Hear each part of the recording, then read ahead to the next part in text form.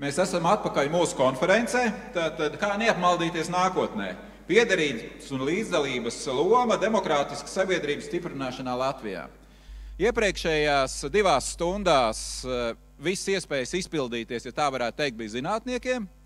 Mēs izstāstījām par savām zinātniskām idejām, par atziņām, bet šajā gadījumā mēs vairāk parunāsim par to, ko tad ar visu to iesākt. Un man ir lieliski paneļa diskusijas dalībnieki, tad stādīšu visus priekšā. Es jau domāju, ka visi jau klātesošie un vērotāji pazīst, bet tomēr. Tātad Juris Pūce, šajā gadījumā piesakā Latvijas Republikas Saeimas deputātu, administratīvi teritoriālās reformas komisijas priekšsēdētāji. Tālāk Jānis Baiks, Valmieras novada domes priekšsēdētājs. Tālāk mums ir Jānis Pleps, valsts prezidenta padomnieks tiesību politikas jautājumos. Viss ir pareizi tik tālu, jā? Labi, tālāk man ir Pēteris Petersons, Valkas novada Kāķu un Ērģemes pagastu padomi pārvaldnieks. Un Viesturs Kairišs, režisors, Dailes teātra mākslinieciskais direktors. Lūk, cilvēki, kas pārstāv ļoti daudz dažādas jomas, ir mums politika, ir mums arī māksla, jā, un ir arī daudz, kas, ja tā varētu teikt, pa vidu kaut kam. Bet es vispirms tādu iesildošo jautājumu visiem uzdošu tādā, arī šādā secībā, kā tad mēs esam sasēdušies. Tad tas pirmais jautājums ir, mēs jau te runājam par tām identitātēm, par tām piederības izjūtām, un jums ir tāda vieta, ko katrs no jums varētu teikt, tā ir mana vieta, ja, un viss esot it kā ieslēgt, teica, ja? Jā. Juri, kas ir tava vieta un kāpēc? Tādā lokālā līmenī. Es esmu Rīgas puika, piedzimis un izaudzis Rīgā, Pārdaugavā, netālu no Botāniskā dārza. Un līdz 15 gadiem tur nodzīvojos, un ja man ir sentimentāls sajūts par kādu vietu, tad droši vien tur. Kaut gan pēc tam es pārvācos uz Rīgas centru, kur es turpinu dzīvot jau vairāk nekā 20 gadus, un jau droši vien izjūtu tādu ikdienas piederību daudz vairāk ar Rīgas centru. Bet rīdznieki te jau nav nekāda cilvēka, kā teiktu, mirtanti. Un droši vien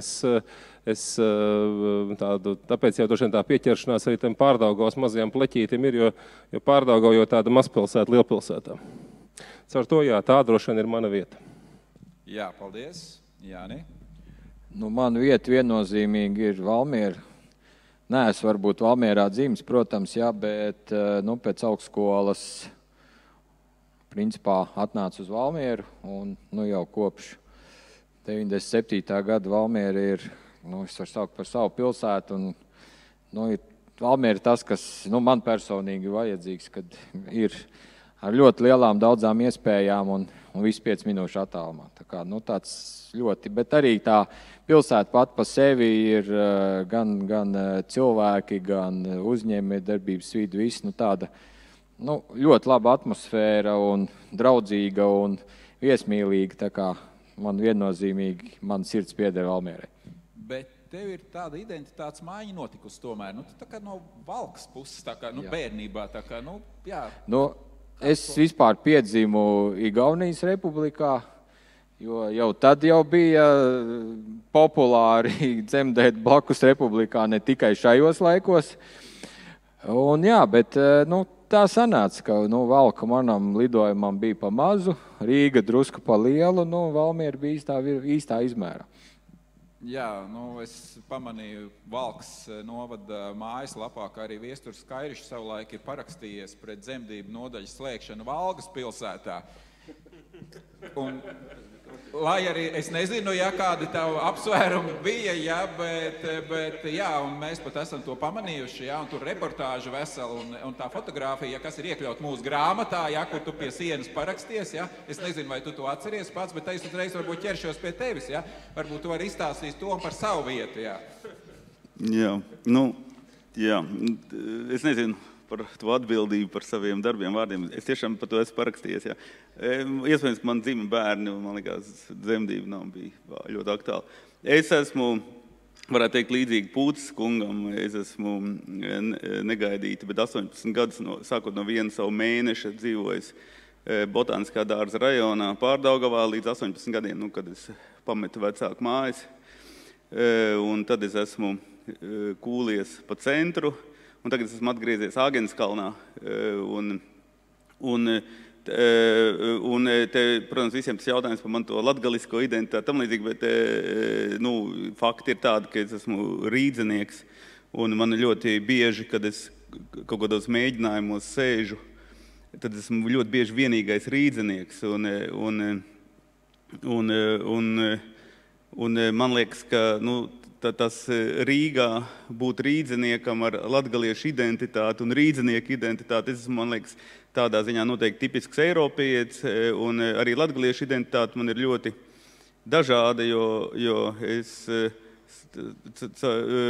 starp saviem, braukājot starp savām mājām Latgalē, kur es dzīvoju un kur man māte piedzimusi, es no rīta saku, kā ir tai, un tad es aizbraucu un saku, ko ir to.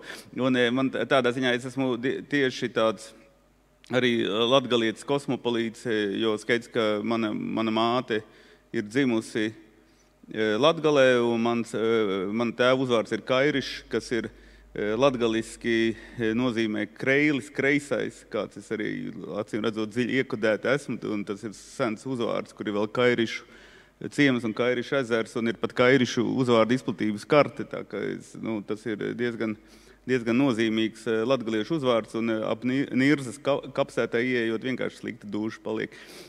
Un tā kā, es pat nevaru pateikt, kura mana identitāte ir, jo, teiksim, kopš es dzīvoju Āgenskalnā, man ir vairāk rīdznieku identitāte.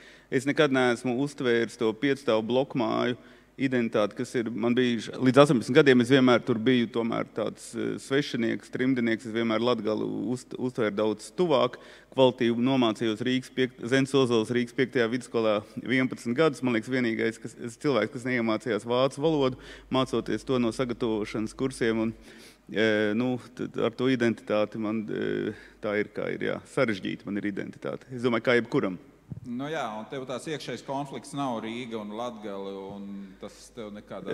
Nē, tas ir, manuprāt, tās ir šūpoles. Dzīvē jādzīvo šūpolēs, kur tu abos galos jūties komfortabli, bet tas tev nodrošina to dinamiku. Man tas arī vienmēr bija starp kino un teātri. Es nekad neesmu spējis sēdēt tikai vienā, un priekš manis, man liekas, tas ir labi. Es abos galos jūtos tiešām labi, no sirds labi, bet man ir svarīgi kustēties no viena gala uz otru, un tas piešķir varbūt manai dzīvē nepieciešamo dinamiku.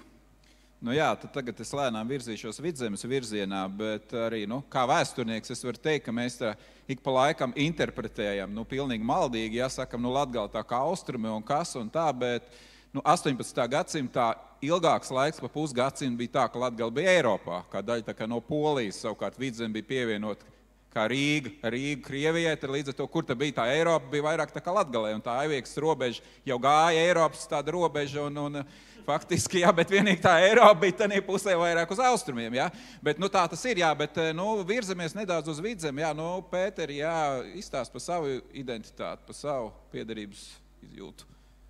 Esmu dzimis un audzis nelielā Ziemeļvidzemes ciematā Kārķi. Faktiski pēc pamatskolas beigšanas devos uz lielpilsētu Rīgu, kā mēs daudz visi pēc izglītības tālāk meklējumiem. Teju 15 gadus arī tur pavadīju, mācoties, strādājot dažādās starptautiskās kompānijās, bet 2013. gadā atgriezos savā dzimtajā vietā. Un jāsaka tā, ka par lokālo identitāti runājot, tad kaut kā šajos 15 gados īstenībā nesajūtu, kad saaugu kopā ar Rīgu un visu laiku sevi esmu asociējis ar savu dzimto vietu un domās, un vienmēr es bijis tā kā, ka tā ir mana Latvija, un no turienes, kur es nāku, tā ir tomēr tā dzimtā puse. Vai tev ir arī tāda kaut kāda īpaša vidzemnieka identitāte, ka tu vari, piemēram, pateikt, tad reku Kairišs, viņš tā kā Latgale, ka tev ir kaut kas savs? Jā, nevēl, es arī tā kā sākumā uzsvēru to, ka es nāku no Ziemeļvidzemes, tad skaidrs, ka šo reģionu es uztveru plašāk un sevi asociēju vispār ar šo, teiksim, nostūri vai vietu kā tādu, kad savā veidā esmu piederīgs, teiksim, arī kaut kādā ziņā arī pat Igaunijas, teiksim, kultūrai, Igaunijas šai te daļai, nu ne tikai arī varbūt pašai Latvijai, jo es jau esmu tik ļoti pierobežā un tik ļoti saplūdis ar tām blakus lietām, kad es arī to kaut ko no sevis tur redzu. Nu jā, un es lasīju tā, kaut kāda 18. 19. gada presi, pirms vairāk kā 100 gadiem, kad novads ir ļoti cietis no Igauņu okupācijas. Jā, tā kā es nezinu, vai tas ir piedots, jā, bet tieši ap to, kā mums ir bijušas visādas okupācijas un bija uzsvērts, ka Igauņu okupācija pats esot smagāk kā vācu, vai tu par to arī kaut ko vari pateikt? Jā, faktiski tad, kad mans vectēvs bija devies projām uz Krieviju sargāt Ļeņinu, tad viņš atgriezās atpakaļ un tur viņu sagaidīja, viņš pats būdams Igauns, viņa tēvs būdams brīvais zemnieks, šeit bija izpirts zemes, iegūst tā kā īpašumu un Igauņi bija viņa tā kā mājvieta okupējuši, tā kā, pēc būtības Igauņi paši sevi mazliet tur tādā brīdī represēja, bet, nāca laika maiņas un viss nostājās savās vietās un tā. To mēs esam tātad piedevuši Igauņiem. Bet man ļoti interesē, ko Jānis Pleps atbildēs uz šo jautājumu, jo es par viņu tā, pēdējā gada laikā uzzināju diezgan daudz ko jaunu. Kur tā ir tā tava vieta? Jā? Gatim paldies jāsaka arī par to, ka es arī par sevi kaut ko jaunu uzzināju. Piemēram, noskatoties to lielisko filmu RTV, es sapratu, kāpēc es publiski nelietoju izloksni, bet, teiksim, mājās ar mammu runājot vai krustmāti runājot, es pārēju izloksnē. Un tavā veidotajā filmā tā atbilde bija sniegta, par ko es nebiju pat aizdomājies. Bet, jā, es esmu nācis no Ilūkstes. Ja tā pirmā identitātes pieturvieta, tad Ilūkstes pirmā vidusskola, kuru atklāja Rainis un kur mums jau pirmajā klasītē iepilināja tautas dzejnieka to veltījumu 2. klases skolniekiem. Kā sakot, atklājot skolas ēku, toreiz gan nerunāja, kāpēc tieši Rainis atklāja skolu, respektīvi. Padomju laikā tas bija izaicinājums stāstīt, ka viņš bija izglītības ministrs, tā sakot, Latvijas republikā. Un tāpēc tāds dīvains stāsts, ka dzejnieks atklāja skolu, bet tā identitāte.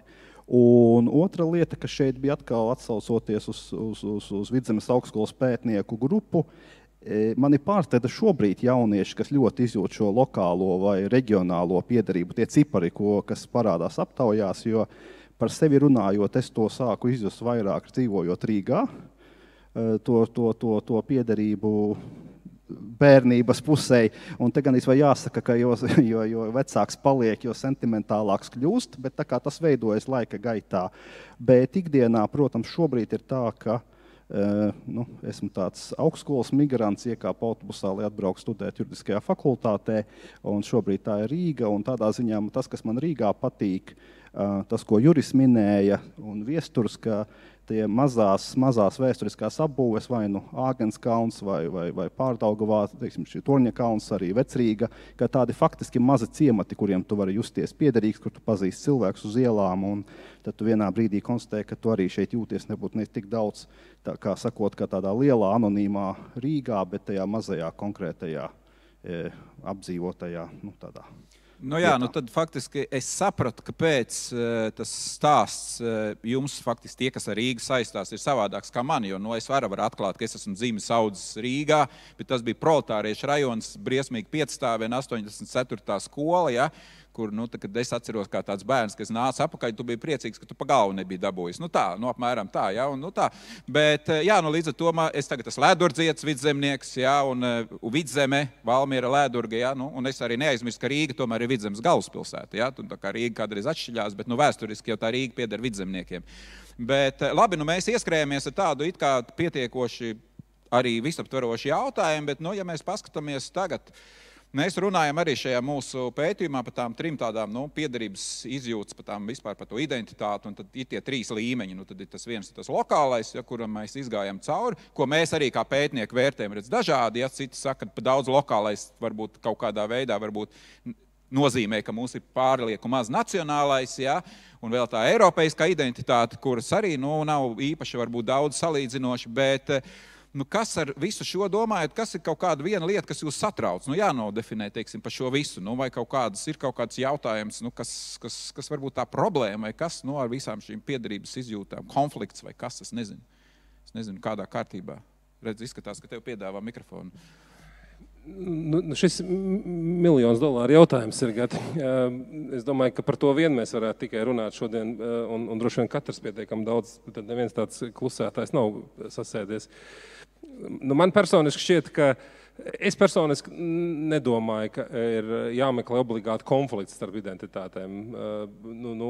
Manī personiski tātad Pārdaugavas puika, rīdzinieks, latvietis, Latvijas pilsonis, eiropietis sadzīvo brīvi. Man nav konflikta. Es nejūtos, ka tāpēc, ka es definējuši identitātes, man kaut kur ir jācīnās viņu starpā. Un iespējams, ka var būt tādi gadījumi, kad to identitāšu starpā pastāv konflikti. Man šķiet, ka tādā demokrātiskā sabiedrībā būtu jātiec tāds konflikts neveidot, drīzāk iekļaujoši to meklēt. Skaidrs, ka katra atsevišķa vienība, lokāla, reģionāla, nacionāla vai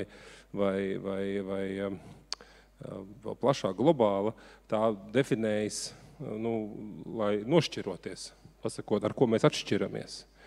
Un tik tālu, cik tālu tā atšķiršanās tiek definēta kā kaut kas pozitīvs. Mēs esam tādi, kādi mēs esam no šejienes, un mēs te tādi esam, pat pasmējamies par sevi, bet vienlaicīgi lepojamies ar sevi. Tur ir tikai pozitīvais, es neredzu tur negatīvā. Tiklīdz tu sāc teikt, tāpēc, ka mēs esam šeit, mēs esam drusku labāki par tiem, kas ir blakus. Vai stipri labāk, vai vēl sliktāk ir, viņi ir slikti, tāpēc, ka viņi nav tādi kā mēs. Tad, protams, tur ir visādas nepatīkams blakans, kas traucē.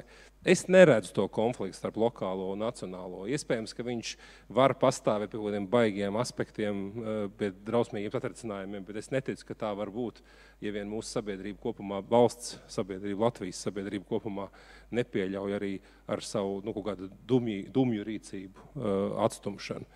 Latvijas vēsturē tādi gadījumi ir bijuši. Mēs ar iekšēji esam tur izturējušies pret etniskām minoritātēm, bieži vien atstumjoši lēmumus pieņemot kļūdainus, manuprāt, Latvijas vēsturi aplūkojot neatkarības periodus. Bet tas nenozīmē, ka mums iekšienē, kā Latvijas sabiedrībai būtu jādefinē sev tādā konflikta kategorijās. Drīzāk mēs ar savu lokālo vai ar savu nacionālo lepojoties vienlaikus papildinām viens otru. Vismaz es tā redzu, varbūt tas ir naivi. Droši vien, ka ir kaut kādi riski, sabiedrība jau dažādi, bet es gribētu cerēt, ka tā ir. Es esmu tāds vairāk tā lokālā piekritējs, dažādi iemesli dēļ, arī skatoties tos vēstures pozīcijas. Kaut vai mēs mēģinājām 20. 30. gados stiprināt nacionālo identitāti, visus padarot pa diezgan vienādiem latviešiem. Piemēram, tie sitieni, piemēram, pa Latgali. Tāpat mēs nekādā veidā, mēs patiesībā drīzāk priecājāmies par to, ka lībieši zaudē to savu identitāti, ka viņi tā kā tur viņas pat drošības policija toreiz pat skatījās un pētīja, uzraudzīja viņus par separātismu, viņiem arī īsti neļauj savu pagastu veidot tādu iemeslu dēļ. Tā kā mums ir visādi gadījumi, bet... Varbūt piebilstos, manuprāt, šīs lietas pilnībā abas divas nekonfliktē ar sevi, bet ir svarīgi tas, ka šai lokālai identitātei no sākuma ir kā tādai jābūt. Jo tas ir pats pamats, lai veidotos vispārībā šī nacionālā identitāte.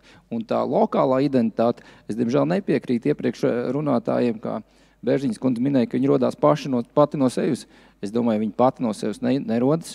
Kā mēs abi gati apliecinājām, kad vienkārši dzīvojot, viņi paši no sevis nenāk. Un ir jāsniedz šie svētki, ir jākopja savas tradīcijas un vispārējais, un jādzīvo kaut kādā labsajūtā savā vietā, lai vispārībā šī emocionālā sasaiste izveidotos. Un vēl mazliet piebilstot par šo te izglītību, kad mēs redzam, jo cilvēkam ir plašāka, starptautiskāka izglītība, jo viņš daudz vairāk ir iecietīgāks pret minoritātēm, pret tautībām un vispārībā ļoti, ļoti kosmopolitiski domājošs. Un viņš jau uztver sevi kā šīs te zemes planētas iedzīvotāji, ne tikai kā Latvijas un vēl kaut kur šaurākas kādas apdzīvotas vietas identitāti. Jā, Jāni? Nu jā, es paskatoties uz šo, es arī tur konfliktu nesaskatu, jo spēcīgi mēs būsim lokāli patrioti, jo būsim stiprāk arī savus valsts patrioti. Ja? Bet kur varbūt, ja kā minēja par problēmām skatoties, kas man šobrīd arī tieši liekas, jā, mēs tieši veidojam to lokālu patriotismu, mīlestību pret savu to vietu, un tad bieži vien tādi cilvēki, kuri ļoti tādi spēcīgi lokāli patrioti, izdomā tādas lielas foršas lietas, pat riskējot veidot tai vietā, ko viņš ir iemīlējis. Ja? Un tas ir principā mūsu tāds arī Latvijas izdzīvošanas stāsts, jo vairāk tādi cilvēki, kas veidos arī šīs lokālās vietas, jo vairāk cilvēki paliks reģionos, un mēs tad arī tā Latvija kaut kādā mērogā vienmērīgāk arī attīstīsies.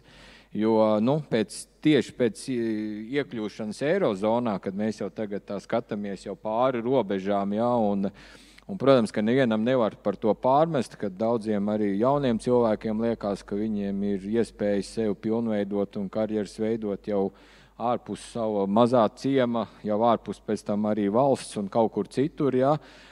Ir kaut kā pazudis tas lokāli patriotisms vienai daļai, kuriem šobrīd jau liekas, ka viņam ir labi tur, kur viņš dzīvo, kur viņš var pieklājīgi nopelnīt, ja, un stāsts jau paliek par to, ka mēs arī šobrīd redzam, ka pēc kāda laika mēs varam nonākt līdz brīdim, ja, kad pēdējais lokāli patriots tur izslēdz gaismu un tāda vieta kā tāda vairs nav. Un tas šobrīd, paskatoties uz tādām vispārīgām tendencēm, ir tāds satraukuma rada, jo mēs, protams, varam cīnīties, ja, un, protams, skaidrs, kad arī, paskatoties šobrīd uz Valmieras novadu, kur mēs tagad esam apvienojušies kā 8 pašvaldības kopā, ja, mums ir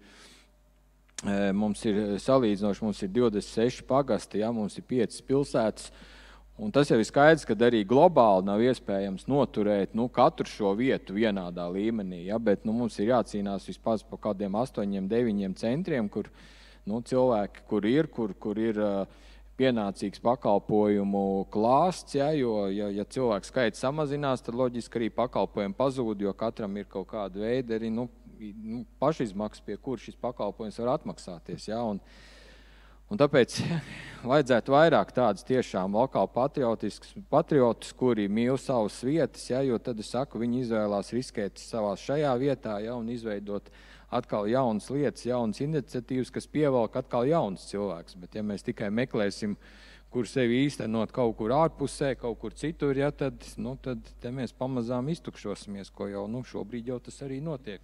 Es tagad pieķeršos šim, jo vispār jau tas Valmieras novads tādā nacionālā līmenī kā tāds liels veiksmes stāsts, ja, tiek rādīts, ja, un es jau zinu, ka milzīgs darbs ieguldīts un tā viss ir.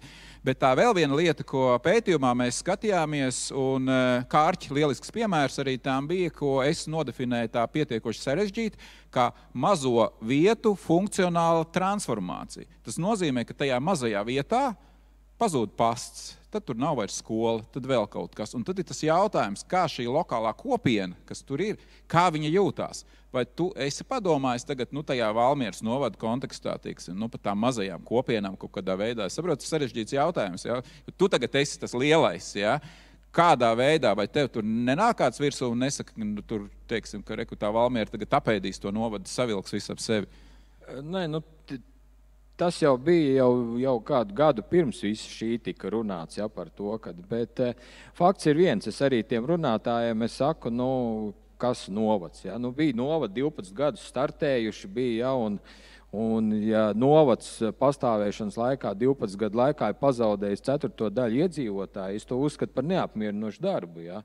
Protams, man ir pretarguments, ja, bet vairāk neaizbrauc, tikai 4. daļa. Ja. Protams, ka katrā varam mēs atrast kādu pretargumentu, ja, bet fakts ir jau pārdomāt par to, ka tam organismam nevar būt tikai viens tur mazs novadiņš ar 1,5 tūkstošu iedzīvotāju. jābūt ir novadam, ir tādam, kur ir darba vietas, kur ir dzīves vieta, kur ir atpūtas vieta, kur ir sporta vieta, visam tādam kopumā, ja, lai tas veidojās tas viss. Un faktiski šobrīd jau mēs redzam arī, ka šis pandēmijas laiks arī devis ir tāda impulsa, ka cilvēki vairāk grib izbraukt no pilsētām. Tas ir atkal tas, ka būs attālinātais darbs, būs kaut kāda lielās darba devēja, būs pilsētās. Ja?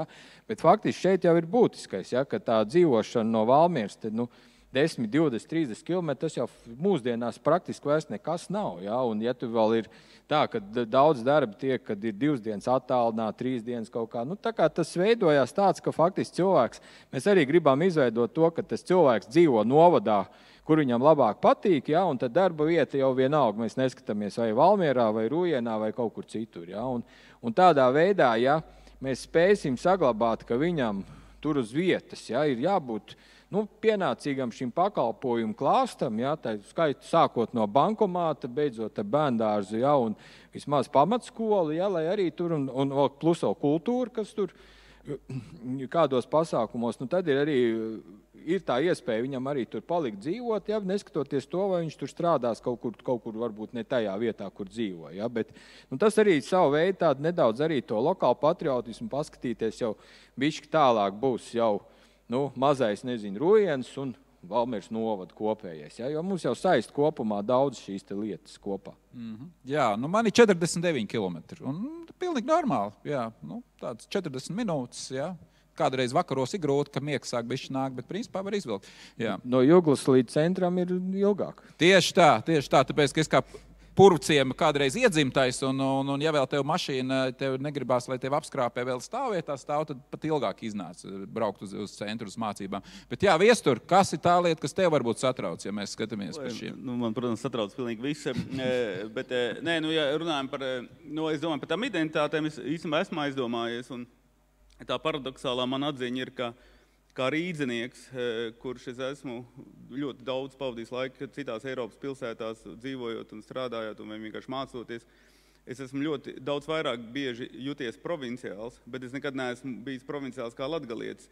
Un tas, man liekas, ir šis paradoks, jo Rīga, daudzi Rīgu uzskat par kaut kādu metropoli un tam līdzīgi, bet Rīga ir tāda jauka, pelēka pilsēta. Brīnišķīgi savā burvībā, bet katrā ziņā tādi kaut kādi nedaudz mežonīgi lauki, sevišķi Latgalē, viņi ir vienkārši vērtība, kas arī, arī Āfrikā ir vērtība.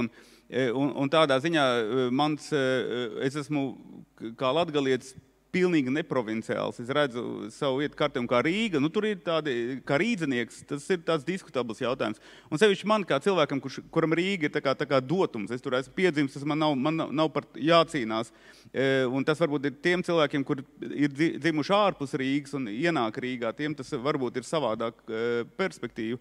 Un, protams, ka Rīga šobrīd mēs jau redzam, ka Rīga arī pārvēršas par vienkārši tukšu pamestu pilsētu un kaut kādu Mārupes subkultūras, vienkārši moduļu māju, tas, man liekas, vienkārši jau kaut kāds man tā Davida Lynch films vairāk atgādina ar visām sekām. Bet es pilnīgi piekrītu iepriekš runātajiem, ka konflikta nav, konfliktu veido politiķi ar kļūdainiem lēmumiem. Labi. Mums ir arī politiķi, jā. Bet, Jāni, tu pa vidu. Es domāju, protams, Varakļānu novadu, Pulces kungu un tam līdzīgi. Jā.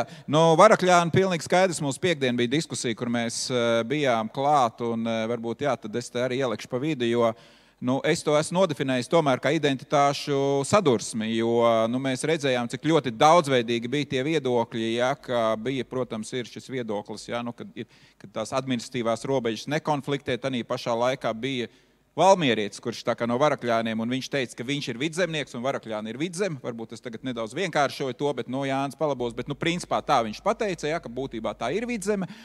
Un tas ir tas jautājums, ja, ka tas mans, ja man jāsaka, viens secinājums, ka tomēr ir tā, ka arī administratīvās robežas var mainīt identitāti. Un tas ir pilnīgi skaidrs, ka 50. gados veiktājs teritoriālās, teiksim, šīs administratīvās robežas pievienojot šo klāt, īpaši Barkava, ja, kas vēl agrāk bija, to pievienojot pie Madonas, tad tā vairs nav tāda tīra Latgales identitāte. Nē, es tikai komentēšu, es negribu atkal bezgalīgajos strīdos pa Varakļāniem iesaistīties, jo, cik to var malt, bet, manuprāt, tā problēma ir daudz dziļāka, un to mēs redzam kā pasaulē, mēs redzam, kas pēkšņi noticis ar demokrātiju, ar pēkšņi, kas kaut kā ir Black Lives Matter, kas notiek, kādas arhitipiskas kolektīvās apziņas struktūras tiek paceltas ārā pēkšņi, par kurām mēs vispār bijām aizmirsuši.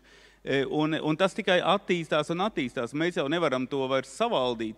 Un tāpēc, manuprāt, visas šīs Pandoru lāžu atvēršana vai kultūra vēsturisko konceptu nerespektēšana ir ļoti bīstams. Un man liekas, ir pietrūks šī izpratne par to, ka tas ir daudz sarežģītāk, kā var likties no pirmā acu uzmetiena. Un, manuprāt, tā ir ļoti tāda vieglprātīga politika, un, manuprāt, politikai pietrūks dziļuma. Man liekas, tā ir man dziļākā pārliecība, jo tā ir tiešām komēdija, kad no vienas puses ir administratīva teritoriālā reforma, un no otras puses vēsturisko zemju likums. Tā ir skumji, tas nevar būt, un īpaši secībā, kādā tās ir radušās.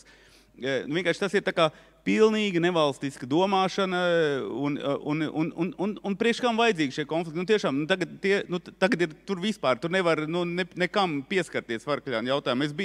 Es staigāju, man tur māja ir, es pie Viļānu, es bieži ieeju staigājot Varakļānu mežos un tam līdzīgi, un uz veikalu tur reizēm aizbrauc ar nelielām baļu sajūtām. Man jau it kā viena alga, bet tādā ziņā, man liekas, tas ir pilnīgi nevajadzīgs konflikts, un es, protams, redzu, ka vienīgo risinājumu palielināt Varakļānu novadu, atkal pievienojot Barkavu un Atašieni, un kurai Pūtskungs vienā televīzijas pārreidā teica, kāpēc latgalieši neuztraucās pa Atašieni. Pūtskungs šausmīgi uztraucās, sāpīgi pārdzīvo, jūs tiešām pietrūk zināšanu par to. Vienkārši, lai ir tas Varakļānu novads, jo tagad, tur viss ir vienkārši, es atvainojos, aizgājis tādā sviestā tagad, tur tās, es jau man vakar arī atreferēju, kas tur notiek, tur tas ir, es nezinu, tas tagad ir labāk, man liekas, ar to vispār nediskutēt, jāsaka, un kaut kādā veidā ļaut, lai laiks paiet, un novēlēt Latvijas attīstības deputātam Mārim Justam, kurš pēkšņi atklāja savu identitāti konflikta gaitā partijisko kaut kādu veiksmi vai tam līdzīgi, lai vienkārši tā sabiedrība nav tik, tur ir ļoti, ļoti skarba realitāte šobrīd, tiešām. Labi. Es Mārim Justam tiešām var vēlēt tikai veiksmi 795 plus un 3 svītrojumi, tāda bija viņa vēlēšana rezultāti. Viņam bija vairāk balsu nekā visiem pārējiem sarakstiem kopā tajās vēlēšanās vienam pašam, kas droši vien par kaut ko liecina. Diskursā par vēsturiskām zemēm un administratīvām robežām, tas ir bijis 2 gadi manas dzīves. Ir vietas, kur to uztver acīmredzot ļoti sāsināt, gan tie cilvēki, kas tur patiešām dzīvo šajos robežu gadījumos, formulēsim to tā. Gan arī cilvēki, tādas ir dažas vietas Latvijā bijušas. Un tad ir tādas vietas, kur uztver arī Rīgā dzimuši attiecīgo vietu nepiederīgie, ka tā tomēr ir daļa no viņu cīņas. Un jautājums par to vienmēr beigās nonāk līdz tam, ka ir jāizšķir kaut kādā veidā to procesu. Es personiski turos pie modeļa, kāds ir bijis Zviedrijā. Zviedrijā Skones robeža ir iezīmēta, bet tai nav nekāda sakara administratīvām robežām. Sen jau, vairāk kā 100 gadus. Ir ģērbonis, ir karoks, ir Skones svētki, visi piedalās, vienā vai Smolandas svētki, viss tur notiek. bet nav tādas skonas administratīvā kartē, nav atrodama. Robežas ir izveidotas jau citādi, jo cilvēki tā vairs nedzīvo, kā viņi dzīvoja 17. gadsimtā. Viņi dzīvo citādāk, ir izveidojuši citas pilsētas, izveidojuši infrastruktūru, kas maina cilvēku pārvietošanās paradumus un darbību. Nu, teiksim, piemēram, Zemgalas, Vidzemes un Zemgalas un Latgalas atdalīšanās, dabiski pirms daudziem gadsimtiem tā upe ierobežoja kontaktus. Un mēs, kā saka, tautsdziesmas par to rakstījām un vēl visu kaut ko. Tagad tā upe neko neierobežo, jo ir tilti sabūvēti un cilvēki brauc pāri un vairs nespēja sevi nodefinēt tādās kategorijās, dzīvojot Jēkabpilī. Vai es piederu vienam vai otrai pusē. Tur ir daudz cilvēku, kas ir dzīves laikā pārvietojušies no viena krasta uz otru un mainījuši to dzīvesvietu, un tas ir normāli. Un definē jau sevi kā Jēkabpilieti, kā apvienots pilsētas iedzīvotāji. Nevis Jēkabpils un Krustpils kaut pavisam nesen. Un tas nav sena vēsture, tās bija divas dažādas pilsētas. Un šis ir tas jautājums, kas ir arī jāņem vērā. Identitātes nav statiskas, viņas nav statiskas. Viņas ir mainīgas, tāpēc, ka ir šis brīdis, un mēs sajūtam piederību individuāli. Tur mēs mainamies. Jā, un tad ir jautājums par to, vai noturēt piederību kaut kādai grupai, kāda ir bijusi pirms 30, 40, 50 gadiem, ir svarīgāk par to, kāds cilvēks jau definē. Un mēs nevaram cilvēkam uzspiest identitāti. Viņš var tikai viņu pieņemt vai nepieņemt. Tā ir tā, manuprāt, atbild uz šo jautājumu. Šajā gadījumā mēs viņu tā kā pat gribam nedaudz pavērst atpakaļ, jo, ir reizēm tiešām ar identitāti, un te es varu piekrist arī tas, kas izskanēja arī pētnieku diskusijās, un tur man jāpiekrīt, ka identitāte ir mainīga, un tas ir reizēm tas, ko mēs redzam ar arhitektūras pieminekļiem, ka, piemēram, ēku, kas ir 1000 gadus mainīti, pārbūvēt, mēs pēkšņi gribam iekonservēt un apturēt to procesu. Un tad mēs sakam, redz, viņi tāda bija 19. gadsimta beigās, un tad mēs mēģinam viņu noturēt, vai tautstērps, vai kaut kādas lietas tās etniskās. Protams, tur ir milzīga, tur ir tāds iekšējs konflikts un iekšējs par šo, teiksim, kādā veidā. Bet es vēl, Jāni Plep, tu varētu tā, no šo raundu tā arī tā kā... Savilkt, jā. Pēdējais vārds ir patīkamākais juristiem. Man liekas, ka tas, kas parādās, ka pasaule nepaliek vienkāršāka. Tie jautājumi ir sarežģītāki, un man liekas, ka mēs esam kļuvuši arī drosmīgāki, lai par to sarežģītību runātu, ka tur ir vēsturiskā identitāte, cilvēku sajūta, kā labāk organizēt pašvaldību, kas notiek nākotnē un kādā veidā šī dzīvošana uz priekšu notiks. Tu jau minēji par 20, 30 gadiem ar to vienveidošanu, bet padomju okupācijas laikā jau arī bija viena pareizā izloksne, kā vajag pareizi runāt, un vispārējais bija aplami. Viens pareizais tautastarps, ko tiražēja tajā, kā figūriņas porcelāna apkārt, un tas ir atstājis diezgan nomācošu iespaidu, jo, piemēram, strādājot ar šīm identitātes lietām ilgstošākā laika perspektīvā, man, piemēram, ir ārkārtīgi patīkami, ka šogad atklāja pirmo ceļazīmi, kur Balvu novadā novads ir pierakstīts gan latviski, gan latgaliski, un izrādās to var izdarīt, un tas ir normāli, lai gan tas prasīja, saprot, cilvēkiem, kas strādāja savus 10 gadus. Cik mums ir jau neatkarības gadi? Savus 10 gadus, jā. Kādus 10? Savus 30? Otra lieta tieši tāpat deputāta Zvērests izloksnē vai arī latgaliski, kur vēl pirms 10 gadiem Jurim Viļņumam neļāva zvērēt, un tagad ir pilnīgi normāli, ka kā deputāts jūtas, lai svinīgāk to solījumu dotu, tā viņš arī dot, un izrādās, ka valsts nav sabrukusi, un patiesībā arī tā latviskuma izpratne patiesībā paliek daudz dziļāka un krāšņāka. Mēs redzam latgalisko tāmnieku izloksni, vēl šīs lietas. Un tādā ziņā patiesībā, man liekas, tā vēl viena lieta, kas parādās, Juris jau minēja par šo eiropeisko dimensiju kā tādu atvērtību un iecietību pret dažādo, ka mums pašiem jāsaprot, ka mēs esam ārkārtīgi dažādi, un ka tā taisnība, kā mums katram liekas, ka, teiksim, ka es runāju mēs vārdā, respektīvi tā, kā man liekas, es runāju, ka visa tauta tā domā. Visdrīzāk, ja mēs tā paskatītos, tad ir savādāk, katrs runā savā es, un tad mēs kaut kā varam savilkt to kopējo ainu, jo jāteic, ka tā atvērtība būtu vajadzīga, gan apzinoties šīs kultūra telpas, kas ir atšķirīgas un kuras ir saglabājamas, un jo viņas ir atšķirīgākas, jo patiesībā tas ir pat labāk, piemēram, tie paši varakļāni, ar to savu saudabību, ar to iekšējo pozitīvā nozīmē šobrīd domāju, spriedzi starp vidzemniecisko un latgalisko, tur veidojas un tur pastāv kaut kas vitāls un jaudīgs, kas varbūt nav citviet Latvijā. Un tieši tāpat arī salīdzinoši mazs šeit mums bija pārstāvēts diskursā arī tās mazākuma tautības, kuras ir veidojušas patiesībā gan to Kruspils, gan Jēkabpils identitāti pilsētā pie upes, kur parādās, jo ebreju kopiena ir būtiski zaudēta un vācu baltieši jau arī šeit nav. Un mēs kā nācija to savu attieksmi pret mazākuma tautībām arī neesam līdz galam izrunājuši. Mēs it kā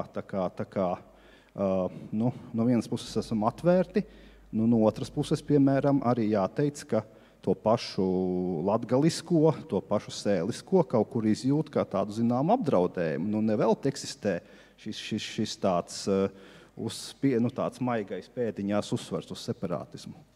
Jā, un te es varu pilnībā piekrist par to, ka tā daudzveidība, ja? Un tas ir tas, kur ir tā faktiski arī tāda, es teiktu, dažādu vērtību sadursme, vai tas latviskais ir tāds vienveidīgs, vai tas ir tomēr daudzveidīgs, un arī kā mēs uz lietām paskatāmies, jo man arī tajā, tu jau paldies pieminēji tās vēsturiskos novadus, tās filmas, un katrā novadā man bija kāds cilvēks, kas man konsultēja. Es par visu nezinu, kurš man pasaka, kas ir un kurš cilvēks, ar kuriem runā, un tu man bija pa Sēlī, ja, un tā. Un savukārt pa Latgali man bija Vidzemes augstskolas prorektora Iveta Putniņa, kas ir no dziļām saknēm Latgalē, un tad tur par to katoļu baznīcu. Un tā no vienas puses, kāds pirmais, piemēram, ja man tā pateiktu, pirms kādu laiku, pirms tagad, ja, bet pirms 5 gadiem es teiktu, tas ir viens konservatīvs veidojums, ja, kas tā kā ir bezmaz atpakaļ rāpulības, atvainojos, ja, ļoti konservatīvs, kas bija arhibīskaps, ja, vēl tanī laikā.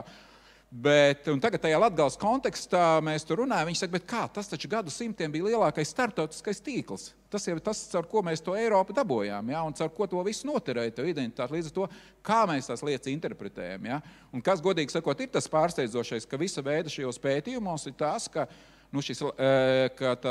baznīca, ja mēs paskatāmies katoļu baznīcu, tad viņi ļoti ilgstoši pateicoties viņai noturēja gan valodu, gan identitāti, bet šobrīd laikam, ka priekšplānā tomēr ir valoda izvirzījusies, ka tas ir tas, teiksim, lokāla identitāte, un tad ir šī valoda, kas ir ļoti spēcīgs tāds. Bet labi, mums vajadzētu virzīties uz priekšu, un mēs domāju, ka mēs varam arī reflektēt uz iepriekšējo, bet, teiksim, viena no tā manām iecerēm bija vēl uzburt to nākotnes ainu, jo mums jau Dauguls izrādās jau Latvija 2050, jau tiekot rakstīts tā pa klusam, un viņš teica, jums te foršas idejas, varbūt mēs te varam kaut ko kopā. Labi, nebūsim tik ambiciozi uz 2050, bet uz 2030, uz 30. gadu. Viena lieta, kas varētu mainīties, tajā ideālā pasaulē, pa ko mēs te tagad runājam, kas varētu būt savādāk? Ko mēs varētu Latvijā izdarīt? Kas ir savādāk uz 2030. gadu? Lokāli, nacionāli? Tu pēdējais? Ok, skaidrs. Labi, mēs varam no Stāgala sākt, jā, Viesturi. Man nav ideju. Katrā ziņā, vai mēs varējām iedomāties, ka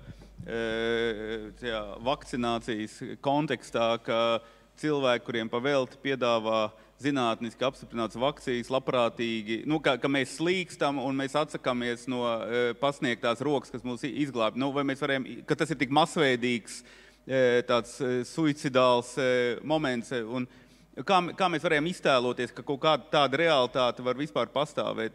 Tas nozīmē, ka pasaule ārkārtīgi mainās, un es domāju, demokrātija ir visapdraudētākā vērtība, jo tur ir dažādi iemesli, kā es to tikai tādā varu pateikt, un es domāju, ka mums tās problēmas draud daudz lielākas, un dod Dievs, ka mēs vispār nezaudējam šeit veselo saprātu un saglabājam tajā kontekstā arī Latvijas valsti. Es domāju, ka tieši varbūt tajā ārkārtīgi lokālai arī viņa paglāpsies, jo skaidrs, ka tas horizontālais līmenis ir totāls. Vienkārši katram cilvēkam tagad ir balss, katrs cilvēks ir mēdījis, un tajā visā putrā faktiski tādas institūcijas nespēja nekādīgi tikt galā. Tāpēc, manuprāt, lai mēs vispār izdzīvot, mums ir vispār radikāli jāmaina pieeja valsts pārvaldei un politikai. Mums ir radikāli jāpārdomā, vai politiskās partijas tādā veidā, kā šobrīd spēj pārstāvēt un veidot ilglaicīgu sabiedrību šādos apdraudējumos. Jo mums jāpārdomā vēlreiz, kāpēc šī uzticība ir tik zema, kas ir visā pasaulē, bet jāsaprot, kāpēc politika kā mehānisms, es šeit domāju lielākos mērogos, kāpēc politika kā mehānisms sevi ir kaut kādā ziņā iesprostojusi neusticamības kaut kādā zonā, un kāpēc autoritātes cilvēki, kuri savās profesijās jau pārstāv, kuriem ir kaut kāda uzticamība, kāpēc viņi norobežojās no politikas, un vai šāds divkopienu garīgās kaut kādas pārstāvniecības mehānismus var turpmāk izvest valsti šajā lielajā demokrātijas apdraudējumā. Līdz ar to es uzskatu, ka kaut kādā ziņā ļoti pamatot jāpārdomā, kā jāmaina vispār politiskā pārstāvniecība. Vispār, kā to mainīt, lai tā vienkārši jau neizzustu dēļ tā, ka tiešām mēs neusticamies politikai, un krīzes apstākļos tas ir ļoti, ļoti bīstam, to mēs redzam. Un šī ir tie pandēmija. Šī krīze visticamāk būs vēl lielākas un vēl tādas iespaidīgākas. Un šī nav tā, kas ir tajā vīrusa krīzē ļoti labi, ja tā nav melnbaltā krīze, kā būtu kaut kādā, nezinu, tur Putina iebrukuma laikā vai kā. Un šie ir, man liekas, daudz dziļāki un globālāki jautājumi. Tā kā kur vēl es tagad aizdomāšos, kādu pēc 20-30 gadiem mēs izskatīsimies, man liekas, mums ir jāatbild uz daudz būtiskākiem jautājumiem un jāsāk jau meklēt atbildes šobrīd. Jā, bet es vienmēr saku, ka Latvijā vajag to ilgtermiņu domāšanas kultūru, ka mēs braucam, teiksim, ar tas kuģis, ka tev jāredz apmēram tas virziens. Tagad, protams, mums ir Mēs atvainojamies pandēmijas, mēs redzam, ir globāli jācīnās ar pandēmiju, katra partija domā tikai par savu nākamajām vēlēšanām un nespēj pieņemt sāpīgus lēmumus. Kur ir šī ilgtermiņa domāšana? Jau šī kliedzošajā situācijā tās domā tikai par to, kas būs pēc cik tur nepilna gada vai kā. Par ko mēs runājam? Par to jau es runāju. Šī politiskā kultūra ir jāmaina, jo tas nestrādā. Tas ir acīm redzams. Un vēl interesanta lieta, ka tikai tad, kad tu dod pilnu gāzi, tad tu saproti, kurā vietā tev motorai problēmas. Un attiecībā uz pandēmiju es varu nokomentēt, ka vienā citā pētījumā, kas ļoti radniecīgi šim par zinātnes komunikāciju, mēs konstatējām, ka Latvijā 30 gadus par zinātni vispār ar sabiedrību netiek runāts. Par zinātnieku faktiski tur paši arī bišķīt iedzīti tādā stūrī un saka, mums nav naudas, mēs neko nevaram izdarīt, un te ir rezultāts. Mēs salīdzinām Britu sabiedrību, tur visi pensionāri aizskrēja novakcinēties kā pirmie. Sveiciens izglītības reformai, kas ļoti veiksmīgi tiek realizēta katru gadu no jauna, un tagad jau laikam vispār ir aizmirsts, ka tādu vispār vajadzētu kādreiz ieviest. Jā, labi, bet Pēter, kas ir, tavu varbūt uz tādu pozitīvu. Mēs atkal pavilkām apakaļ, ka vairāk ir slikti, bet varbūt ir kaut kas, kā tu redzētu. Ko tu redzētu no Kārķa perspektīvas? Uz 2030. gadu kaut kādu labu lietu vai kaut kādas izmaiņas, pārmaiņas?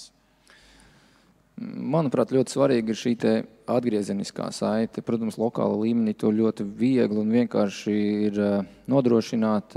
Ja, piemēram, mēs paskatāmies kaut vai tās pašas Valmieras līmenī, tad mēs varbūt esam vienas daudzdzīvokļu mājas iedzīvotāju skaita ziņā lielumā, bet šai daudzdzīvokļu mājai iespējams pat nav savs rotaļlaukums. Tad savukārt mums ir tik daudz lokāls, vēl mazākas kopienas un dažādi interešu pulki un kolektīvi un tā tālāk. Un mēs jau sadalāmies un veidojam sev vēl kaut kādā veidā audzējam un kļūstam spēcīgāki. Tā kā, ir daudz jādomā, man tā liekas, lai mēs nekļūtu vienkārši par pelēko masu, tādu inertu, kas bīdās no vienas puses uz otru pusi, lai mēs tomēr būtu mums šī atgriezeniskā saite. Tas ir ļoti svarīgi. Tu sociālos medijos tādu zinām kampaņu veids, un es jau zinu, ka tāds bija tavs plāns sākt runāt par tām pamestajām mājām vai mājvietām, kur neviens nedzīvo. Vai ir kaut kāda interese palielinājusies tādā nacionālā līmenī, kad tu sāc publicēt vai kas pa Kārķiem?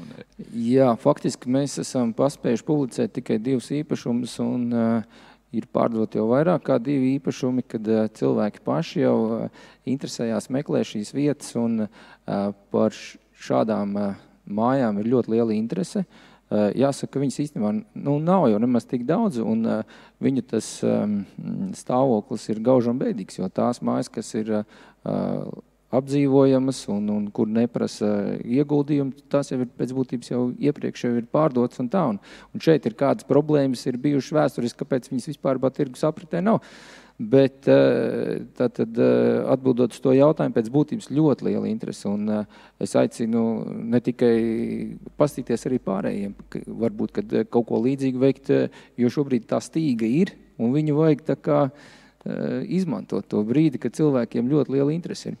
Nu jā, un tā ir lieta, kas ir, ko tūlīt dosim vārdu juristam, jā, bet kas ir, pa ko es esmu domājis, ka mēs vēsturiski esam reizēm spējuši pieņemt tādus drosmīgus lēmumus. Pat 19. gadsimtā par pienākumu mužniekiem tika uzlikts pārdot daļu no mājām. Nemaz nerunājot par agrāro reformu, kas būtībā ļoti koriģēja īpašuma reformas, un ne bet īpašuma vispār attiecības. Ja? Bet ja māja ir neapdzīvota gadu desmitiem, un tā mājvieta ir, ja, tad būtībā mēs varam pieņemt iespējams kaut kādas likumus. Varbūt mums ir jāiet pret kaut kādām, teiksim, šīm esošām idejām, kas ir, un tad mēs varam, mēs redzam, ka ir pamesta vieta, tad īpašniekam šīs īpašuma tiesības bez maz vai tiek zaudētas. Es saprotu, tas ir pretrunā daudz ko, bet mēs vēsturistā esam gājuši. Bet jā, Jāni, kas pleps, jā, kas ir tava nākotnes vīzija 2030? Es domāju, ka viesturs iezīmē to, ka laiki ir sarežģīti, un man liekas, viesturs arī ļoti labi pateica to atslēgas jēdzienu, galvenais nesajūgt prātā. Tas, man liekas, ir tā ceļamaize, ko varētu paņemt, un es redzētu divas lietas, kas var palīdzēt šeit nesajūgt prātā. Viens ir, un tā nav universāla recepte, tā ir visur. Viena lieta ir stipras institūcijas, un vispirms stipra tiesu vara. Ja gadījumā pilsoņu griba buksē un buksē institūcijas, kas balstās leģitimitātē uz vēlēšanām, stipra tiesu vara var noturēt pie zemes un arī tos riskus pārvaldīt. Un tas ir tas viens no nosacījumiem, kas ir tiesiskai valstī kā vērtība. Un otrs ir stipra integrācija Eiropas Savienības telpā, un patiesībā tas ir varbūt tas faktors, kas liek būt mazliet piesardzīgiem, gan zināms Eiropas Savienības vājums šobrīd. Tas integrācijas motors ir mazliet, kā tu teici, sācis slāpt nost un buksēt. Un otrs ir arī tā diskusija iekšējā par to, kas tad ir tās tiesiskā valsts un kas ir neatkarīga tiesa, kas arī nestiprina mūsu telpu kopā liktu. Bet, manuprāt, izaicinājumi vismaz juristiem parasti ir ļoti pozitīva lieta, un tādā ziņā es parasti pēc 10 gadiem sanāks 40 gadi kopš neatkarības atjaunošanas. Un tajās reizēs, kad dažkārt, tā kā skatoties kaut kādām ikdienas lietām, liekas mazliet skumji, es parasti atceros tādu Daņa Ivāna filozofisko uzstādījumu, ka vajag tos 40 gadus, tā kā vecajā derībā rakstīts, lai izietu no verdzības uz apsolīto zemi. Ne visi tur ienāks iekšā, bet tie 40 gadi kā sabiedrībai ir vajadzīgi. Un tādā ziņā es teiktu, pēc 10 gadiem droši vien par spīti visiem izaicinājumiem, jo Covid noteikti nav pēdējais, tas ir un būs vēl kaut kas cits. Faktiski tam mērķim vajadzētu būt tādai vecai, garlaicīgai Rietuma Eiropas valstī, kurā vēsture ir beigusies. Respektīvi, ka mēs risinām pilnīgi citus jautājumus. Un Rietuma Eiropas valsts, ja nemaldos, Zviedrija pēdējoreiz karoja 19. gadsimta sākumā, labi, Dānija ir bijis grūtāk, bet vai arī, piemēram, Lichtensteina, Luksemburga pašas mazās, kuras arī ir piemirstas. Un tādā ziņā tas ir būtu svarīgi, jo pretējā gadījumā tā domāšana par katrām nākamajām vēlēšanām kā risku vai beidzamajām, tā ir problemātiska, un tas patērē daudz enerģijas, tā kā tas būtu tas izaicinājums. Jā, Jāni? Jā, grūts jautājums, un paskatoties uz to, kas šobrīd notiek, un es gribētu teikt, ka tādi miera laiki jau, es tā kā īstajā vēsturē arī neatceros. Visu laiku ir bijusi kari, un te ir bijuši, Latvijā ir bijuši ļoti daudz nācijas, kas ir gribējušas pakļaut, un tagad vīrus mūs grib pakļaut, un mēs tagad esam ļoti sašķēlušies savā ziņā kā nācija. Tas, protams, ļoti satrauc, jo mums ir tā laime, tas gods būt vienai no cik tur tām nācijām pasaulē, kurām ir sava valsts. Ja? Un es domāju, ka līdz 30 gadam pati būtiskākā lieta mums ir, lai mums tā valsts vēl aizvien būtu, lai mēs paliktu tomēr aizvien pašpietiekamāki un ka mēs te dzīvot vairāk nekā aizbraukt projām, kas mums visu laiku šobrīd ir noticies. Un galvenais ir arī padomāt par tādām vispārējām vērtībām, jo šobrīd, es nezinu, varbūt arī tas Covid mūs nedaudz tā kā pieliek pie zemes un liek apdomāties par dzīvi kopumā, jo mēs varbūt kaut kā viegprātīgi esam attiekušies gan pret valsti, gan pret resursiem, pret dabu, pret visu pārējo. Un varbūt tas ir tiešām šobrīd kaut kāds tāds, nezinu, sots tam visam, bet pārdomāt, jo mēs baigi veidojamies par tādu patērētāju sabiedrību. Un faktiski, jā, šobrīd no pašvaldības viedokļa skatoties arī brīžiem sanāk tā, ka visapkārt visiem ir tiesības, bet pienākumu nav nevienam. Un kādreiz arī pārdomāt pa visu, jo es pat nevaru brīžiem pat iedomāties, kad tiek sataisīt kādu podu, ja, un tad ir iesniegums uz pašvaldību, ka tas nav pareizi, šitais nav pareizi, tas nav tur stāvējis, tam nebija jābūt, tas nebija, ja. Un pat nevienā brīdī neiedomājas par to, ka viņš varbūt tās problēmas attaisīt, tāpēc, ka pats bija neuzmanīgs. Un mums kaut kā no tā viss ir jātiek ārā, ja, jo šobrīd mēs vienalga, ko publicējam, vienalga kāds kaut kur padzirdēja, tad apvainojam jebkuru, ja, varam jebkuram novēlēt kaut ko sliktu, tas mēs ejam pilnīgi kaut kādā tādā nebūtībā. Tas ir pilnīgi,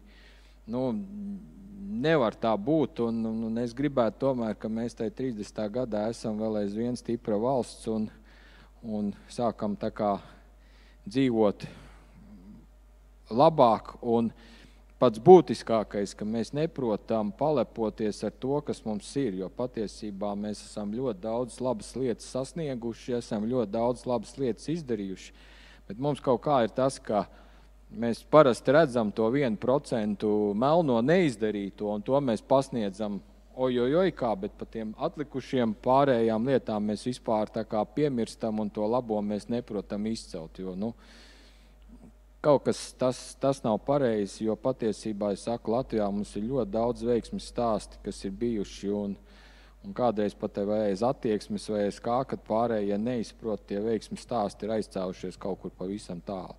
Bet tas nav tikai tās sabiedrības, tas arī pārvaldes ir jautājums, vai vienmēr mēs esam atbalstoši visā, ja? Bet kaut kā mēs šobrīd, nezinu, tādā birokrātijā cīnamies viens ar otru, nevis viens otru stutējam ar drauga plecu, ja, lai tiktu kaut kur uz priekšu. Ja. Un šobrīd tas tiešām tādā krīzes situācijā tas arī baigi izpeld ārā, kad Juri, pasaka kaut ko labu. Jā, ļoti tādā nopietnā tēmā mēs esam, un ar to visu ļoti nopietni runām, un tāpēc jāsāk ir ar joku, jo Viesturs sāk ar to, ka demokrātija ir apdraudēta, un tad valsts prezidenta padomnieks nosauc 4 piemērus Eiropā, kur ir labi, un tās ir monarhijas visas. Visas monarhijas, ja. Tātad es kā parlamentārietis jūtos nedaudz apdraudēts šajā diskursā, ja. Tur kaut kas nav labi. Bet tas tā joka daļa. Tagad var nopietno daļu. Man šķiet, ka kur es varu pēdējam Jānim, te 2 Jāņi, tas latviešiem raksturīgs, vēl kamēr ir tie Jāņi, vairs jau Jāņi nav, ja neviens vairs bērns par Jāņiem nesauc, ja dēls, ja Jānis izmirstošs vārds, lūdzu, latvieši sauciet bērns par Jāņiem, kur mēs svētkus svinēsim. Bet savukārt attiecībā uz Jānis Baigs teica par to, ka mēs reizēm redzam 1% melno, neredzam 99% labo, un tā tiešām ir interesanta lieta, tas kaut ko psiholoģis par mums saka. Man bija te viena interesanta diskusija pirms 2 nedēļām Zoomā, kā tagad daudz diskusijas notiek par to, kā novērtē ekonomikas izaugsmes kategorijās Latviju. Un Latvijā, protams, cilvēki uzskata, ka mums viss ir slikti. Tas tā kā pēc noklusējuma. Tad, skaidrs, ka ja mēs tā kaut cik objektīvi paraugamies uz 17 gadiem kopš iestāšanās Eiropas Savienībā, skaidrs, ka Latvijā ir noticis nozīmīgs ekonomisks izrāviens. Ja, uz vienu cilvēku ienākumu ir auguši ievērojami. Turklāt tas kāpums ir tā kā saka ekonomiska terminoloģijā, konverģence ar Rietumu Eiropu ienākumos arī bijis ievērojami, faktiski divkāršojoties tam relatīviem mūsu vietai pret Eiropas Savienības Rietumu Eiropas valstīm, tur, kur mēs bijām iestājoties. Un tas nav tikai mums, protams, raksturīgi, bet jāpalūko tās valsts pēc izaugsmes tempa no 4. gada līdz 20. gadam, tad faktiski Latvija, Čehija un Lietuva ir visvairāk augušās valsts no šī Centrāla Austruma Eiropas bloka ekonomiskā ziņā. Cits starpā Čehija, 19. gadā apdzina Itāliju pēc iekšzemes koprodukta uz vienu cilvēku. Un nākamgad, ja nekas nenotiks, apdzīs Franciju. Čehija būs bagātāka kā Francija uz vienu cilvēku. Tā ir tā kategorija, kurā mēs dzīvojam. Tas daudz ko mainīs cits starpā. Mēs esam jau bagātāki kā Grieķija. Labi, tas ir lielākoties tāpēc, ka Grieķiem slikti gājis ir pēdējos 10 gadus. Bet mēs esam bagātāki kā Grieķija. Pa vienai centrālās Austruma Eiropas valstis, īpaši tās, kuriem tas izaugsmējums ātrāk, apdzīs Dienvidu Eiropas valsts. Čehija ir jau garām Spānijai, tad garām Portugālei. Portugāla pavisam to. Portugālei garām ir arī Igaunija un Lietuva. Mēs visai drīz varam būt garām Portugālei. Un šī ekonomiskā perspektīva ir tā, par kur mēs nedomājam. Tad, kad saka, kāpēc pie mums nav kā normālā valstī, tad parasti tiek nosauktas Zviedrija, Dānija, Vācija, Holanda, kādreiz sauc Lielbritānija, tagad neziņo Brexit, nevar saprast, Somija, kas vēl? Šveica, tā kā apmēram 10 bagātākās valsts pasaulē. Visbagātākās valsts pasaulē, kāds vispār ir. Mēs gribam būt tur, un kamēr mēs neesam tur, mēs nejūtamies komfortabli. Tas kaut ko par mums psiholoģiski saka. Te būtu jādomā, kas ir tas, ko mēs tik lielā mērā kompensējam, ka mēs neredzam arī tos panākums, objektīvos panākums, kādi šajā procesā ir bijuši. Tas, protams, nenozīmē, ka mums ir jāapstājas un daudzām valstīm izaugs, un tas iedotais tavs laika rāmis 2030. gads pavisam tūl, tie ir 9 gadi. Un faktiski no tādas sabiedrisko procesu izmaiņas viedokļa vesela rinda sabiedriskā, kas nevar izmainīties šajā periodā. Mēs šodien sāktu kaut ko darīt, piemēram, viestur pieminētā izglītības sistēmā. Mēs pēc 8 gadiem tur varbūt pirmos kaut kādus tur ziediņus. Vai tad nevajadzētu sākt tad vismaz pēc 8 gadiem? Var paspēt. Ziediņi arī ir svarīgi, augļi, protams, var ienākties vēlāk. Tas ir viens. Tas, kas būs, protams, tur, un tāpēc ir kaut kā jāizraujas, ja mēs šodienas diskusija kā dabiski prasa izrauties no tādiem īstermiņa izaicinājumiem. Es joprojām savā galvā Covidu uzskatu par īstermiņa izaicinājumu. Es ceru uz to, ka tas nav 10 gadus vai 20 gadus problēma. Bet ir skaidrs, ka tā tēma, kas ir pamatdiskusija par lokālo nacionālo identitāšu saglabāšanu, attīstīšanu, lai tad izteikti eiropeiska diskusija. Nekur citur uz pasaules tāda diskusija nevar notikt. Nenotiek Dienvidkorejā diskusija, kā saglabāt ciemu identitātes. ASV notiek. Jā, tikai tur pamatā to ignorē. Bet tā kļūst aizvien, viens jau neapšauba, ka drīz varētu pat tur pilsoņu karš izcelties, pēkšņi šajā demokrātijas citadelē. Tas ir tas jautājums, par ko kas ir mums jāpriecājās, jo tā patiešām ir diskusija, kas ļoti aktīvi notiek arī citās Eiropas valstīs, arī mans iepriekš pieminētajās Itālijās un Francijās. Katra no šīm valstīm ir meklējusi, vai Zviedrijā tā skaitā, un citur savu ceļu, kā šo diskusiju atrisināt, un mums ir patiesībā arī jāapstāsta, kas ir tie sekmīgie piemēri. Manā galvā, teiksim, itāļu un franču modelis nav sekmīgs. Tā ideja par to, ka tu uzturi lauku ciemu kā rezervātu. Atbrauciet, paskatīties, te visi dzīvo staigā tādos smukos tautstērpos, un tā ir noved pie tā, ka, diemžēl, neviens tajā ciemā dzīvo par spīti tam, ka ir kaut kāda tur uzturēšana. Eiropas nav tāda negrib. Tā ir jābūt reālai dzīves vidē, tādā ziņā tāda zviedru, dāņu pieeja reālo dzīvesvietu stratēģiju meklēšana ir, protams, daudz ilgtspējīgāka. Reāla, īsta globālajā, nacionālajā ekonomikā, globālajā, nacionālajā tautvaldībā iesaistīta lokāla kopiena. Tas ir tas īsti, nevis rezervāts, kurā mēs imitējam dzīvi, nevis dzīvojam to. Neviens to negrib darīt, un vienkārši brauc cilvēku prom. Un tā ir problemātika. Tas nenozīmē, ka Zviedrijā un Dānijā nebrauc urbanizācija turpinās un koncentrācija cilvēkiem notiek. Tur ir visādi faktori, kas to veicina, bet viņiem tomēr izdodas saglabāt konkurētspējīgas lokālas kopienas, kas ir konkurētspējīgas nevis tādā ļoti abstrakta ideoloģiskā kategorijā, bet arī dzīvē, lai piesaistītu sev cilvēku, lai cilvēks gribētu tur dzīvot. Viņas ir ar to. Un te ir jautājums par to, kas strādā. Un Reka kārķos pērk cilvēki mājas un grib tur dzīvot, tad tur ir kaut kas tur piesaista cilvēku. Svarīgi, lai viņi tur paliek un dzīvo, nevis iegulda naudu, baidoties, ka Covid laikā naudai zudīs vērtība. Tas ir ļoti svarīgi. Naudai zudīs vērtība pēc Covid laika. Visi cilvēki, saprot, ekonomiski saprot, ka viss tā sadrukātā nauda beigsies kā inflācija. Tad naudas vērtība beigsies un nekustamais īpašums laba vieta, kur ieguldīt, protams. Bet Covid laikā viņi nezudīs. Bet skaidrs, ka tev jautājums, kas ir tas, kas to cilvēku uzrunā, tas, diemžēl, būs diezgan mazāk kopiena, jo individuālāka būs atbilde. Tā, manuprāt, ir atbilde. Individuāli risinājumi. Tā droši vien būs mūsu dažādo identitāšu izdzīvošanas tāda stratēģija. Vismaz manā galvā tā tas šķiet. Jā, paldies. Labi, pēdējais rauns. Es atkal sākšu no tā gala. Un jautājums tas ir tāds, savā ziņā novēlējums mums zinātniekiem. Katram no savas perspektīvas tagad, reku mūsu 3 gadu projekts noslēdzies, grāmata, tur varēs lasīt, un visu kaut ko darīt, bet no jūs, no esošā tiešām, kas jums palīdzētu no tā, ko mēs darām, kaut kādi dati vai vienalga kas, vai virzieni pētījumi vai kas, apmēram, ja jūs saprotiet, ar ko mēs te krāmējamies, kas ir tās jomas, bet kas ir tas, kur, tagad 3 vai 5 gadu programmas, mēs jau sakam, 3 gados neko daudz nevar izdarīt, vajag ilgāk, bet vienalga, diezgan daudz, kas izdarīts. Jā, Viestur, kas tev palīdzētu? Pirmkārt palīdzētu, ka sabiedrība uzticētu zinātnē, to jau es pieminēju visos jautājumos, un ka mēs spētu, un tas ir tāpat kā gluži kā pandēmija, ka zinātnieki sniedz komentārus, un vai mēs ar tiem tas ir tādā ziņā, ka zinātnieki arī tiek lietot kā brošas, bet lai mēs tās zinātnieku atziņas tiešām patiesi spētu integrēt tajā mūsu darbībā.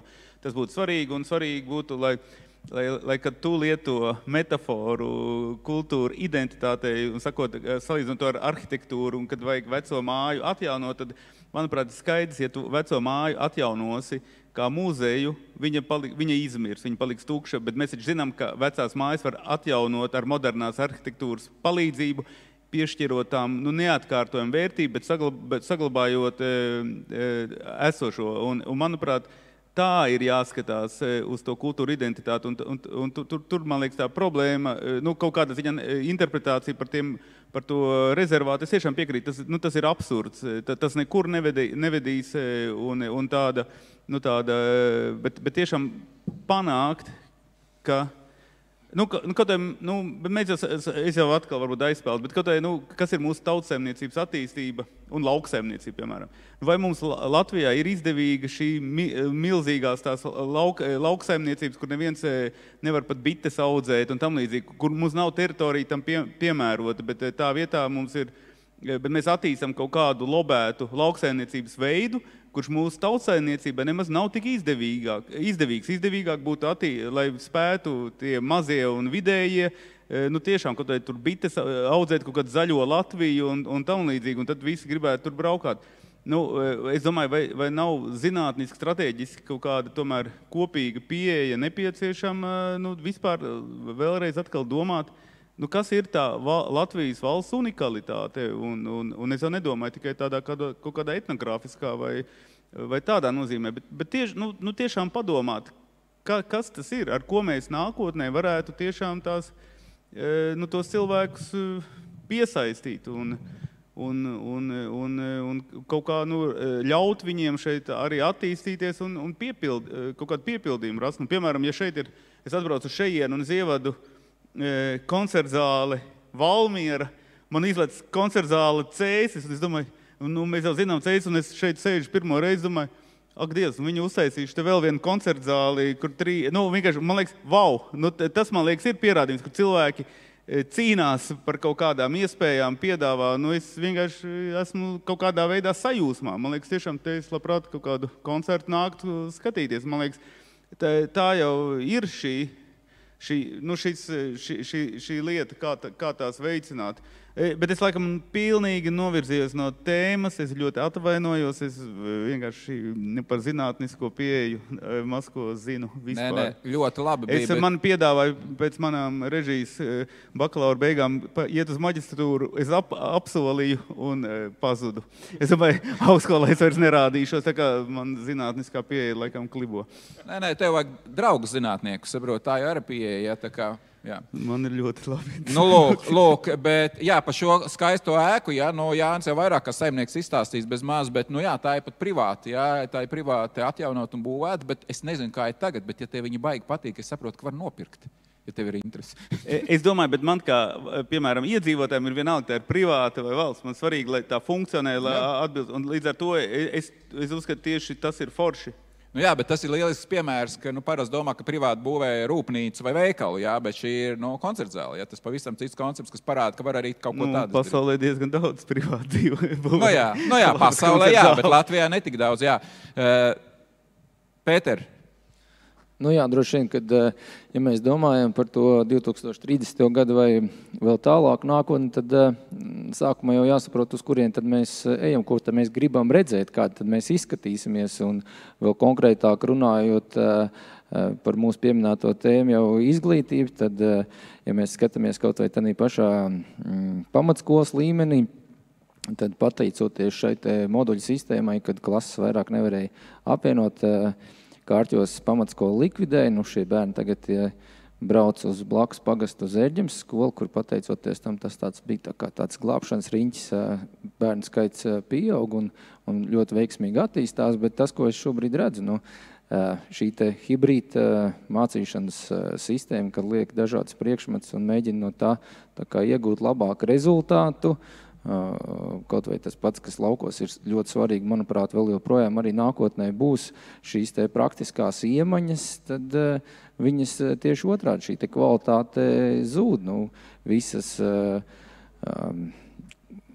tās pašas virpošanas iekārtas un citas elementāras lietas, ar ko mēs, teiksim, ikdienā pamatskolā katrs puisis, pabeidzot pamatskolu, bija sataisījis tabureti vai vēl kādas šīs praktiskās lietas ir pilnībā pazudušas, jo ir tāda priekšmeta īsti vairs nav.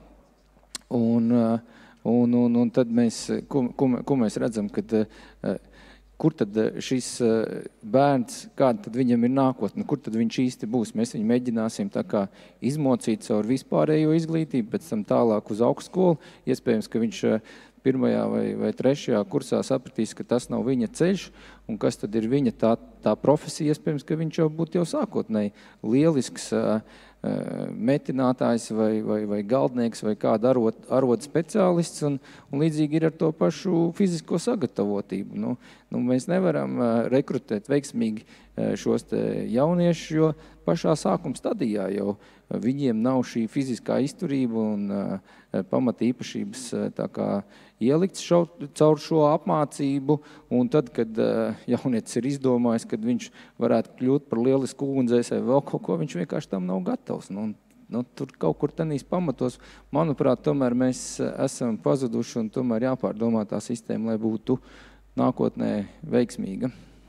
Jā, tava dzīves viena tomēr tā daļa ir saistīta zinātne, bet tāds novēlējums mums, ko mums vairāk parakst tagad, Tu man gandrīz izņēmi vārdus no mutes, jo es gribēju stāstīt, ka es principā pats sev kaut kādā mērā novēlu, jo docenta identitāte man šķiet pat ir dažkārt dominējošāka nekā padomnieka identitāte. Bet man liekas divi punkti. Viens, manuprāt, zinātniekiem ir jābūt pamanāmākiem un zinātniekiem jāspēlē loma viedokļu līderi kaut vai savos burbuļos, bet mudinot domāt un domāt racionālāk. Un tādā ziņā ne tikai sausi formāli pētījumi, kas paliek datubāzēs vai kā sakot, atskaitēs, bet arī kaut kas tāds, kas domāts ir plašākai vai šaurākai, bet sabiedrībai. Respektīvi, zinātnieka atpazīstamība. Un otra lieta, kas man liekas, ka tu kā humanitāro, es kā sociālo zinātņu pārstāvis, es gribētu teikt spēja uz radošumu. Līdzīgi kā mākslā, respektīvi spēja uz radošumu, lai būtu radošums, ir nepieciešamas kaut kādas zināšanas, bet zināšanas ar plašā nozīmē. Piemēram, vēsture dod ļoti labu pamatu radošumam. Ja es zinu, ka ir bijis lielais mēris, ja es zinu, ka ir bijusi spāņu gripa, visdrīzāk Covidu mēs arī pārdzīvosim, un tur var paskatīties, kādā veidā to darīt. Un tādā ziņā tehniskās lietas ir svarīgas, bet es kā neizdevies vēsturnieks gribētu teikt, mācieties arī vēsturi. Paldies. Jā, Jāni. Jā, bet vēsturi mēs nemācamies, un es domāju, tas ir tas, ko mēs mācāmies. Un no vēstures mēs mācāmies no savas pieredzes. Ja? Un no savas pieredzes mācāmies, tā ir lielākā kļūda, bet es ieteiktu varbūt tiešām, kā būtu vērts padomāt, jo mums ir bijušas arī šādas te pandēmijas, un cilvēki ir vakcinēti. Tas ir bijis pagājušajā gadsimtā, kad medicīna bija vēl tālu no tām varbūt sasniegumiem, kas ir šobrīd, un cilvēki tur tajā laikā pat nebija nekādas īpaši tur pretošanās, jo nebija Facebooks un viss pārējais. Ja? Un es varbūt šobrīd ieteiktu tiešām, kad papētīt, kā ar to visu sadzīvot, ar visu šo, kas mums ir, kā ar to kritisko domāšanu cilvēkiem, ja, padomājot par lietām, kas tiek pasniegtas, kā viņas tiek pasniegtas, ja, un ik pa brīdim ir kaut kur pa televīziju iet tāda reklāma, ja, kad ir internets jēgpilnai lietošanai, ja.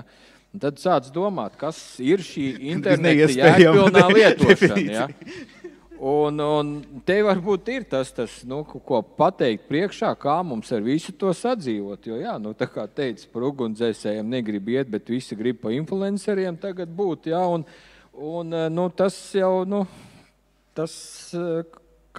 protams, tas ir kaut kas jauns, bet vai tas mūs izglābs, es nezinu, kopumā. Tā kā es ieteiktu kritiskā domāšana, mēdī pratība, viss, kas saistīts ar tiešām ap šo internetu jēgpilno izmantošanu.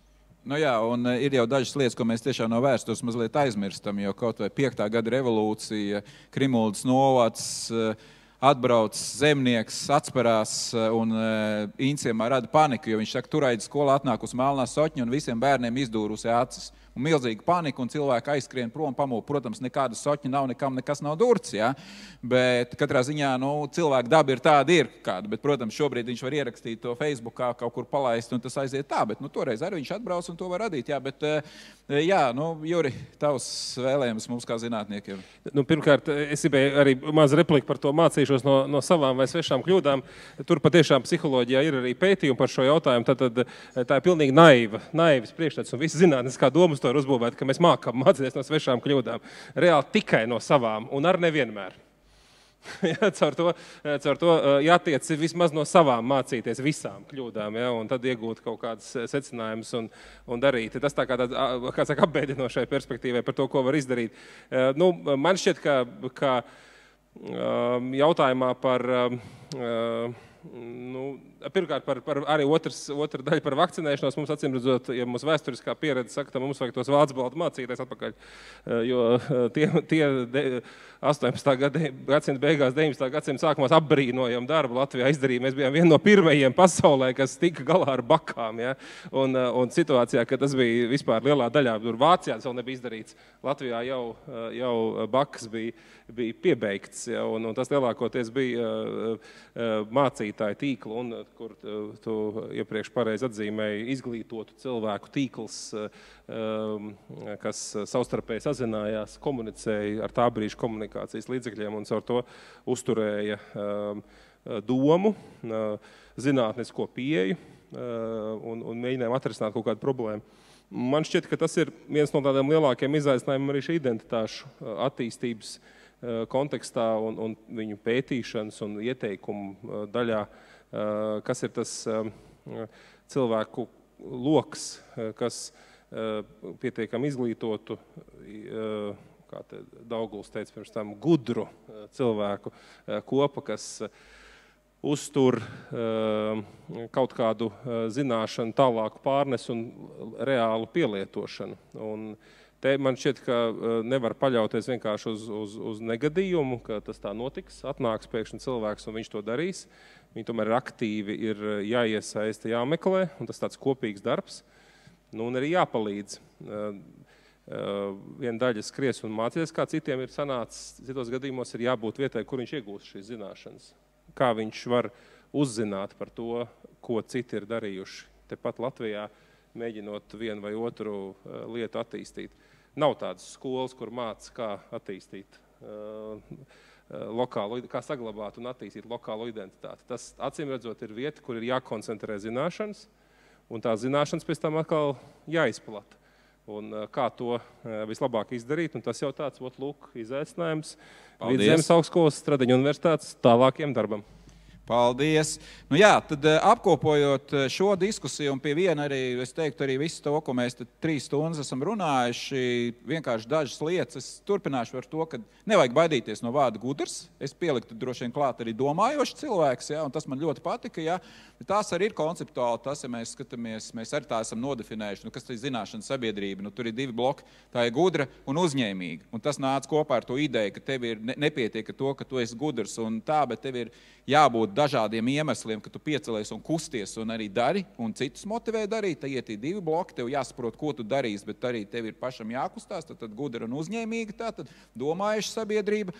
Un ka sabiedrība ir mainīga visu laiku, ka mēs nevaram iekonservēt, un reizē mēs mēģinām veidot kaut kādas, mēģinām iekonservēt sabiedrību, un tagad arī mēs ik pa laikam atsaucāmies, ka ir pagājuši jau 30 gadi, un tūlīt būs 40 gadi kopš 91. gada, bet tik pa laikam mēs esam tajās kategorijās, ka tikko tā neatkarība atjaunot, un atkal ir mainījusies sabiedrība. Cilvēki mainījušies, jauni cilvēki mainījušies, un arī tas, ka no pārmaiņām baidīties nevajag, ja, bet no otras puses ir jābūt viņiem gataviem, un te atkal mēs nonākam pie gudrības.